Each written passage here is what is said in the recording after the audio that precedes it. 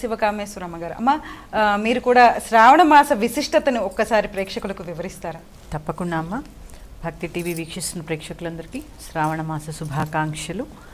శ్రావణ మాస విశిష్టత ఇందాక అమ్మగారు చాలా గొప్పగా శ్రావణ మాసం గురించి వివరించారు. అలాగే వారు కూడా ఇందాక శ్రావణ మాసం గురించి చాలా చక్కగా వివరించారు. శ్రవణ నక్షత్రంతో కూడినటువంటి పౌర్ణమి రోజు మనము ఈ యొక్క మాసాన్నంతా కూడా అర్చించుకుంటూ ఉంటాము. అలాగే ముఖ్యంగా చాతుర్మాసం మొదలైనటువంటి తర్వాత అందరికీ బీజాక్షర మంత్రాలు ఉచ్చరించేటటువంటి అవకాశం ఉండదు. అందరికీ వేదం చదివేటటువంటి అర్హత ఉండదు. స్త్రీలకి ప్రత్యేకించి నోములు, వ్రతాలు, మరి పురుషులు యజ్ఞయాగాది క్రతువులు చేస్తూ జపాలు చేస్తూ తరిస్తూ ఉంటే మరి స్త్రీలు కూడా తరించడానికి అనువైనటువంటి ఏదో ఒక పూజా విధానం ఉండాలి. కాబట్టి మన ఋషులు మునులు మనకు అందించినటువంటి గొప్ప కర్మ ఏదైనా ఉంది అంటే ఈ వ్రతాలు, నోములు.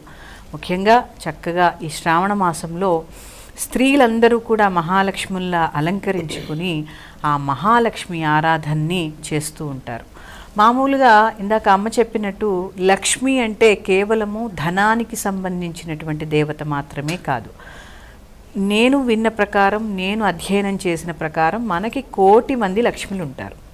ఈ 1,000,000 మంది లక్ష్ములలో ధనం ఎంత అవసరమో జ్ఞానము కూడా అంతే అవసరము. మనిషికి ఆ జ్ఞానశక్తి ఎట్లా వస్తుంది అంటే వినికిడి ద్వారానే వస్తుంది. గురు పౌర్ణమి రోజు ఆ గురు ఆరాధన చేసుకుని అక్కడ నుంచి వేదాలు వినడము, అలాగే స్తోత్రాలు చదవలేని వాళ్ళు కనీసం వినడం. ఈ మాసమంతా ఎంత వింటూ ఉంటారో, ఎంత తక్కువ మాట్లాడుతూ ఉంటారో అంత విశేషమైనటువంటి ఫలితాన్ని ఇస్తుంది. ఎందుకంటే ఈ మాసమే శ్రవణ నక్షత్రం.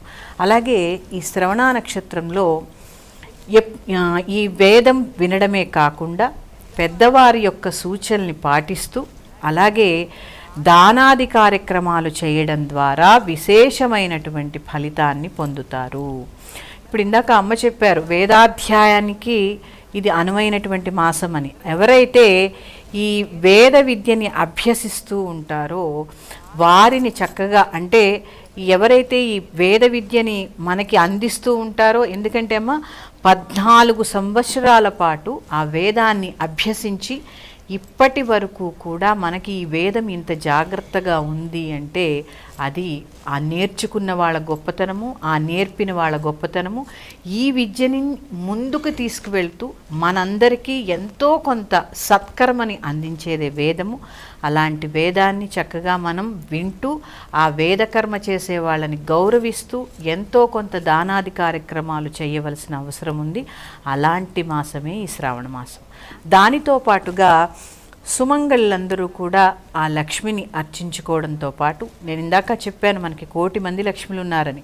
ధనలక్ష్మి, ధాన్యలక్ష్మి, సంతానలక్ష్మి, విద్యాలక్ష్మి, ధైర్యలక్ష్మి, ఇట్లా రకరకాలుగా ఆ లక్ష్మి మనకి. లక్ష్మి అంటే అర్థం ఏంటి అంటే లక్ష్యము కలది.